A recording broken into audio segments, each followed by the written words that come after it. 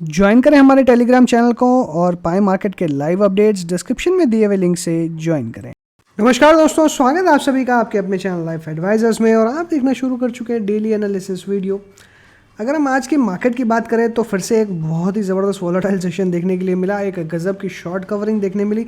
और ऐसा होना लाजमी भी था क्योंकि जिस तरीके से पीसीआर था बहुत ज़्यादा ओवरसोल्ड था।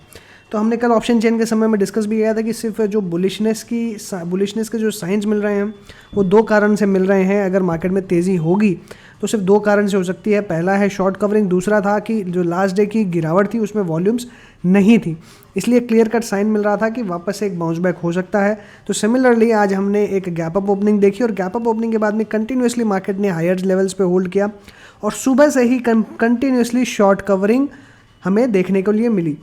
बहुत जन हो सकते हैं कि आप ये सोच रहे होंगे कि कल मैं बेरिशनेस की बात कर रहा था और आज मैं बुलिशनेस की बात कर रहा हूँ और मार्केट तेज़ी में चला गया। तो देखिए, मार्केट में मैंने इसीलिए हमेशा तीन तरह के लेवल्स देता हूँ क्योंकि जिस तरफ ओपनिंग होती है उसके अकॉर्डिंगली ही हमें डिसाइड करना पड़ता है कि मार्केट किस तरफ जाएगा।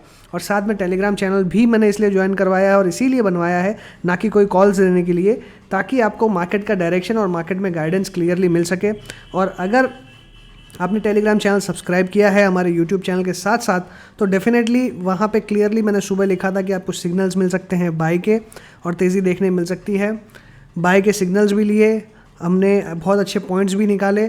और डेफिनेटली मुझे उम्मीद है कि जिन्होंने सिग्नल्स लिए हैं, जिन्होंने वेबिनार देखा है, डेफिनेटली उन्होंने पैसा बनाया होगा दोनों ही निफ्टी और बैंक निफ्टी के इंडाइसेस में।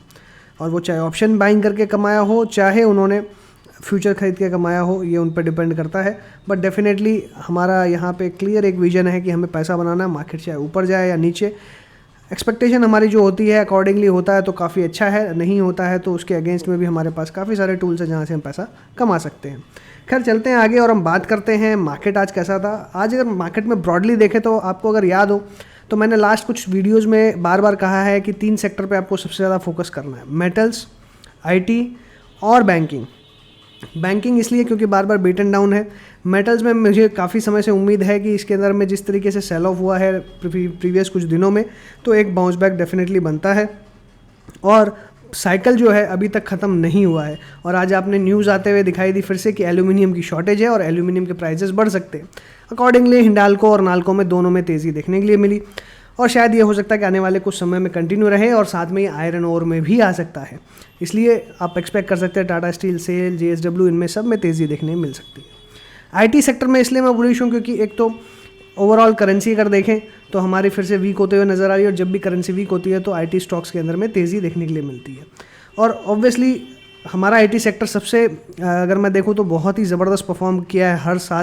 हर साल इसमें मल्टीबैगर रिटर्न देखने के लिए मिलते हैं। कुछ स्टॉक्स के अंदर में कभी ना कभी किसी ना किसी में रोटेशनल बेसिस में तेज़ी देखने मिली है। इसलिए मुझे उम्मीद है कि IT सेक्टर हमेशा एटलीस्ट नेक्स्ट 5 ईयर्स के लिए अभी भी आउट परफॉर्मर रहने वाला है और हो सकता है इसके बाद भी आपको दिखाई दे। सिर्फ जो प्रेशर आप देखेंगे तो प्रेशर सबसे ज़्यादा जो प्रेशर है वो ऑटो स्टॉक्स में है क्योंकि कंटिन्यूसली चिप शॉर्टेज वगैरह इन सब चीज़ के लिए तो नेगेटिव इफेक्ट जो है वो अभी तक ऑटो स्टॉक्स में नहीं हुआ है। लेकिन याद रखें कि जब भी थोड़ा सा भी माहौल ठीक होगा, सबसे पहले ऑटो स्टॉक्स इतनी तेज़ी से भागेंगे कि फिर वह हाथ में भी नहीं आएंगे। इसलिए ऑटो स्टॉक्स में आपका फोकस होना चाहिए ऑन एन इन्वेस्टमेंट बेसिस, ना कि ट्रेडिंग बेसिस। ट्रेडिंग आप करिए, बेशक करिए, कोई दिक्कत नहीं है, लेकिन उसे इन्वेस्टमेंट के पोर्टफोलियो में आप ऐड अप करते रहिए क्योंकि ये चिप शॉर्टेज सारी ज़िंदगी तो चलेगी नहीं।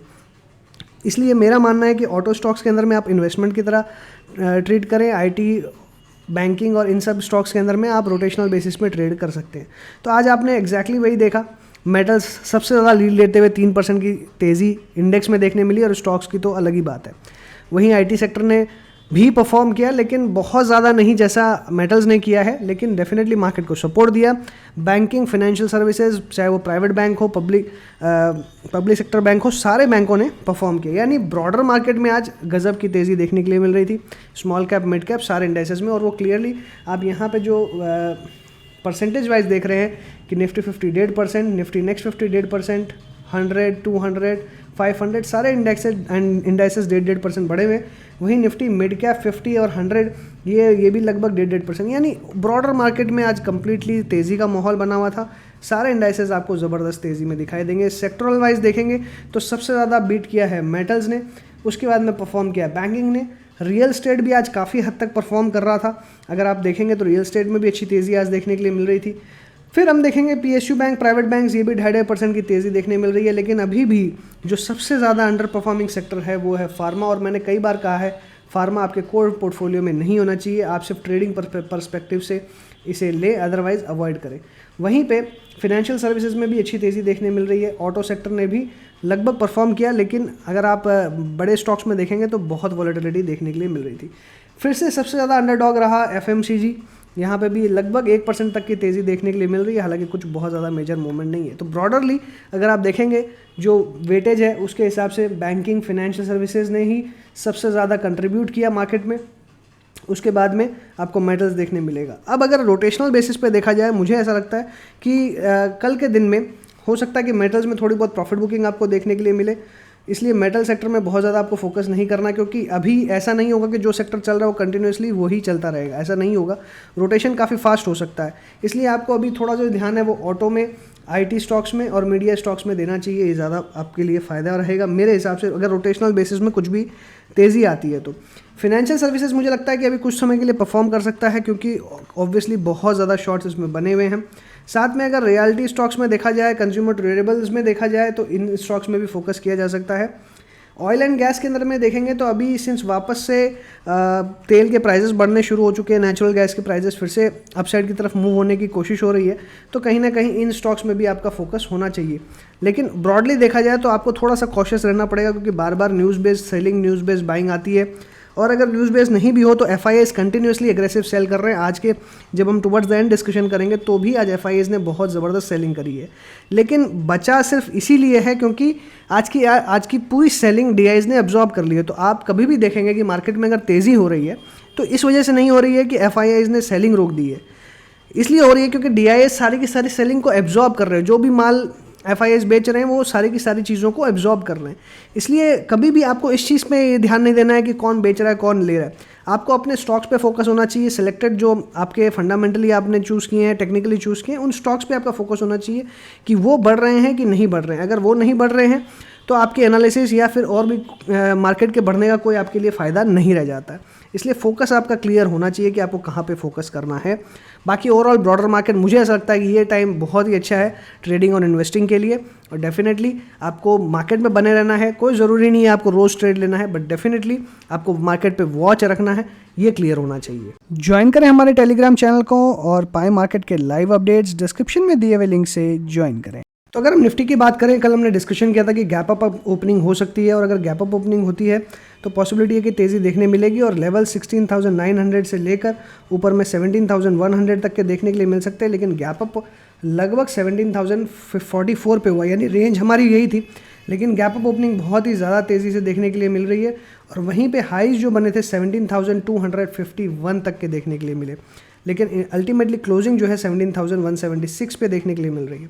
अगर आप ये देखेंगे तो अब ये जो जोन है ये एक ट्रेंड की जगह अब ये कंजेशन जोन बनते हुए दिखाई दे रहा है, यानी निफ्टी यहाँ पे अब फंस गया है। निफ्टी अगर फंस गया है तो डेफिनेटली ये फिर से गिरेगा और वॉलेटिलिटी फिर बढ़ेगी, यानी आपको फिर से जैसे ये 17,500 के आसपास आएगा, 450 से लेकर 500 जो कि इसका पिछला फॉल का लेवल था, ये इसके आसपास आते ही फिर से शार्पली गिर सकता है। अगर मैं ऑप्शन चेन की बात करूंगा तो अभी भी आपको देखने मिलेगा कि 17,200 के ऊपर में बहुत ही एग्रेसिवली शॉर्ट बिल्टअप है। आज बहुत ज़बरदस्त शॉर्ट कवरिंग हुई है, लेकिन लोअर लेवल्स पे हुई है। हायर लेवल्स पे भी शॉर्ट कवरिंग है, लेकिन वापस से फ्रेश शॉर्ट्स जो है वो आपको 17,250 के ऊपर देखने मिल जाए। तो ओवरऑल जो पर्सपेक्टिव है ये क्लियर है कि 17,450 से लेकर 17,500 की जो ये रेंज है, यहाँ पे डेफिनेटली आपको फिर से शॉर्ट बनाने का मौका मिलेगा, और ये कंजेशन जोन है, यानी 17,450 17,500 के आसपास शॉर्ट बनाना है, और फिर वापस से आपको शार्प फॉल देखने के लिए मिल सकता है, और ये अप्रॉक्सीमेटली फिर से आपको 16,900 17,000 की तरफ लेके आ सकता है। इसलिए आपको यहाँ पे थोड़ा सा कॉशियस रह के ट्रेड करना ही सबसे ज़्यादा बेहतर रहेगा। आपको बहुत एग्रेसिव तेज़ी के अंदर में नहीं आना है। मैंने लास्ट डे ये भी डिस्कस किया था कि हो सकता है कि डबल बॉटम बनाए, तो अगर हम फॉर्मेशन देखें तो लगभग डबल बॉटम जैसा फॉर्मेशन है, लेकिन जब तक अब एग्रेसिव लॉन्ग हम तब तक नहीं करेंगे जब तक 17,600 के ऊपर में नहीं आ जाता, यानी एग्रेसिव लॉन्ग हम 17,650 के ऊपर में बाय करेंगे, और फिर वापस आपको और अच्छी तेज़ी देखने मिलेगी, तो 18,600 तक देखने मिल सकती है, जिसकी पॉसिबिलिटी इमीडिएटली थोड़ी सी कम दिखाई दे रही है। काफ़ी सारे और भी ट्रिगर्स हैं जिसके कारण आप कह सकते हैं कि मार्केट अपसाइड में आता हुआ दिखाई दिया, बट मुझे मेजरली जो दिखाई दे रहा है वो यही है कि अभी बैंकिंग में और बाकी ओवरऑल मार्केट में शॉर्ट कवरिंग बहुत ही ज़बरदस्त है और सिर्फ शॉर्ट कवरिंग के कारण ही मार्केट अपसाइड दिखाई दे रहा है। तो कल के लिए सबसे पहले हम बुलिश लेवल्स की बात करते हैं कि अगर और तेज़ी देखने मिले तो क्या हो सकता है। देखिए इमीडिएटली 250 आपका एक हर्डल रहेगा, क्योंकि ये आज का हाई है। ये निकलने के बाद में आपको लगभग 350 तक की अपसाइड देखने मिल सकती है। तो सबसे पहले जब हमने बुलिश लेवल्स की बात करें तो नीचे में सपोर्ट की अगर हम बात करें, लगभग सपोर्ट जो है, सपोर्ट आप मान के चलिए कि 17,100 के आसपास आपको मिलेगा और आपके लिए बुलिश लेवल्स 17,100 से लेकर 17,350 तक के रह सकते हैं। फिर अगर हम बात करें बियरिश लेवल की, बियरिश लेवल अगर देखा जाए, बियरिश यहाँ पे आपको 17,000 इमीडिएटली अगर देखें तो 200 थोड़ा सा एक हर्डल रहेगा आपके, तो 17,200 से लेकर नीचे में 17,000 ये आपके लिए एक बेयरिश लेवल रह सकते हैं और यही हमारे लगभग साइडवेज लेवल भी रहेंगे। बैंक निफ्टी की बात करें तो बैंक निफ्टी में यहाँ पे लगभग यहाँ पे भी इसने डबल बॉटम जैसा फॉर्मेशन किया है और अगर हम देखें तो क्या यहाँ पे वी शेप रिकवरी हो सकती है, तो डेफिनेटली देखिए किसी भी स्टॉक में किसी भी इंडेक्स में वी शेप रिकवरी भी हो सकती है, ऐसी कोई बड़ी बात नहीं है। लेकिन ये डिपेंड करता है कि मार्केट का सेंटीमेंट कैसा है, ओवरऑल ब्रॉडर मार्केट कैसे है। अगर आप ब्रॉडर मार्केट देखेंगे अभी या ओवरऑल ग्लोबल मार्केट्स देखेंगे तो यहाँ पे सेंटीमेंट अच्छा नहीं है, इसलिए वी शेप रिकवरी की पॉसिबिलिटीज़ जो है वो काफ़ी कम है। आगे छुट्टियाँ भी बहुत ज़्यादा है, फॉरेन मार्केट्स बंद रहेंगे, तो आप लगभग वॉल्यूम्स जो है मार्केट में फ्लैट होते हुए देखेंगे, क्योंकि न्यू ईयर के टाइम में लगभग 15 दिसंबर के बाद में सबका छुट्टी का मूड हो जाएगा, तो आपको मार्केट थोड़ा सा फ्लैट दिखने मिलेगा, वॉल्यूम्स नहीं रहेंगे मार्केट में, तो आपको ज़्यादा एग्रेसिवली ट्रेड करने का मौका नहीं मिलेगा। तो ऐसे सिचुएशन के अंदर में मुझे लगता है कि मार्केट कंप्लीटली साइडवेज हो जाएगा और ये कंजेशन जोन जिस तरीके से निफ्टी में बना है वैसे ही बैंक निफ्टी में भी बना हुआ रहेगा और अभी ये इमीडिएटली मुझे ऐसा लगता है 37,500 के ऊपर जाता हुआ नहीं दिखाई देता। आज की अच्छी तेज़ी थी, 882 पॉइंट देखने मिला, यहाँ पे भी हमने अच्छी लॉन्ग पोजीशन बनाई थी और अच्छा पैसा भी हमने बनाया इसके अंदर में। क्लोजिंग 36,618 पे देखने मिल रही है। इसलिए मैं अगर अपसाइड की बात करूँ यानी बुलिशनेस की बात करूँ कि बुलिशनेस रहेगी तो क्या इसका ट्रेड रह सकता है। बुलिशनेस में आप एक्सपेक्ट कर सकते हैं इसमें लेवल जो है वो लगभग 36,500 से लेकर 37,300 ये रेंज में आपको ट्रेड देखने मिल सकता है। 37,000 काफ़ी बड़ा कंजेशन जोन है, क्योंकि यहाँ पे आपको 100 DMA का रेजिस्टेंस जो है वो फेस करना पड़ेगा। वहीं अगर मैं बियरिशनेस की बात करूँ तो इमीडिएटली आपका जो सपोर्ट है वो एग्रेसिवली 36,300 के आसपास आता हुआ दिखाई देगा और इसके बाद में 36,000 इसका बहुत ही एग्रेसिव, हद से ज़्यादा एग्रेसिव सपोर्ट 36,000 पे।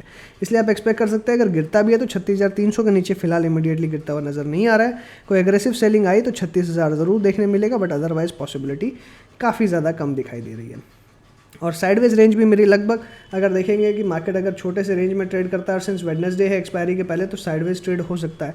इसलिए साइडवेज ट्रेड लगभग आपको 36,300 से लेकर 36,700 यही रेंज में आपको ट्रेड देखने के लिए मिलेगा। ओवरऑल बाकी व्यू जो है वो थोड़ा सा यहाँ पे अपसाइड के लिए बुलिश है, बट बहुत एग्रेसिव बुलिश या बहुत एग्रेसिवली फ्रेश बाय के लिए बिल्कुल भी नहीं। हम आ चुके हैं निफ्टी के ऑप्शन चेन में और क्लियरली आप देखेंगे तो यहाँ पे बहुत ही एग्रेसिवली शॉर्ट कवरिंग है और लॉन्ग भी बनते हुए नजर आ रहे हैं।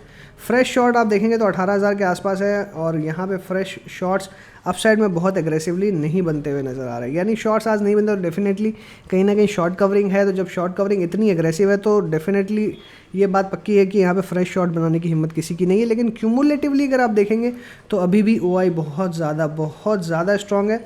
17,000 पे मेजर सपोर्ट निकल के आ रहा है, क्योंकि मैक्सिमम OI यहाँ पे यानी वॉलेटिलिटी अभी भी बरकरार रहेगी, ये क्लियरली नज़र आ रहा है।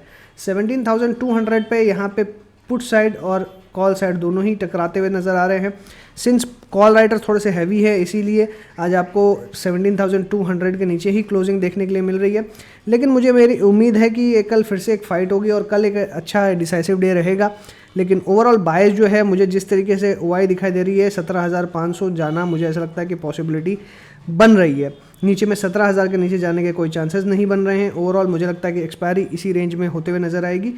किस साइड होगी ये डिपेंड करता है कि वेडनेसडे को किस साइड क्लोज होता है, यानी कल किस साइड क्लोज होता है। कल अगर 17,500 के ऊपर क्लोज होता है और उसके बाद में फॉलोअप मिलता है तो 17,600 के आसपास से फिर ब्रेकआउट फ्रेश हो सकता है। इसलिए इमीडिएटली अभी मेरा कोई व्यू नहीं है। अभी फ़िलहाल मुझे ऐसा लगता है कि मार्केट कंजेशन जोन में है। लेकिन अगर इस वीक की एक्सपायरी 17,600 के ऊपर होती है तो आप मान के चलिए कि फिर से अच्छे लेवल्स और हायर लेवल्स आपको देखने के लिए मिल सकते हैं। बट जिस तरीके की तेज़ी है मुझे लगता है कि अभी भी किसी को बेनिफिट नहीं मिल रहा है इस तेज़ी से, क्योंकि एग्जैक्टली सही जगह पे पोजीशंस बनाना काफ़ी डिफ़िकल्ट नज़र आ रहा है। वहीं अगर हम बात करें बैंक निफ्टी में, तो यहाँ पे तो बहुत ज़्यादा एग्रेसिव शॉर्ट्स बने नहीं थे। 36,000 पे शॉर्ट कवरिंग है, हायर लेवल्स पे भी शॉर्ट कवरिंग है, लॉन्ग बिल्टअप देखने के लिए मिल रहा है। तो क्लियर कट अपसाइड की तरफ संकेत दिखाई दे रहे हैं। क्यूमुलेटिव पोजीशंस देखें तो 37,000 पे मैक्सिमम हुई है कॉल राइटर्स की, तो यहाँ इसके ऊपर जाना काफ़ी डिफिकल्ट है। 36,501 फाइटिंग का लेवल है जो डिफेंड करते हुए और कल आपको दिखाई देगा। इसलिए ओवरऑल मुझे ऐसा लगता है कि बैंक निफ्टी कल साइडवेज नज़र आएगा, क्योंकि बहुत ज़्यादा तेज़ी की कोई वजह है नहीं, और ओवरऑल मार्केट भी जो है सेंटीमेंट भी है थोड़ा सा नेगेटिव ही तरफ है ओवरऑल। तो बहुत ज़्यादा कुछ चेंज हुआ है ऐसा दिखाई नहीं दे रहा है। तो मेरा मानना है कि यहाँ पे आपको जो भी कल का ट्रेड देखने मिलेगा वो बहुत ज़्यादा एग्रेसिव नहीं होगा। एक फ्लैट दोनों तरफ की आपको रेंज देखने के लिए मिल सकती है, एक इनडिसाइसिव ट्रेड देखने के लिए मिल सकता है। सो इसी के साथ मैं अपनी बात को वाइंड अप करूंगा। आशा करता हूँ वीडियो आपको ज़रूर पसंद आई होगी। वीडियो पसंद आई है तो वीडियो को लाइक कर दीजिएगा, दोस्तों के साथ शेयर करिए, कमेंट बॉक्स में व्यूज़ ज़रूर लिख दीजिएगा, और चैनल सब्सक्राइब नहीं किया है तो तुरंत कर दीजिए। मिलता हूँ अगले वीडियो में। Thanks for watching again. Happy trading and investing.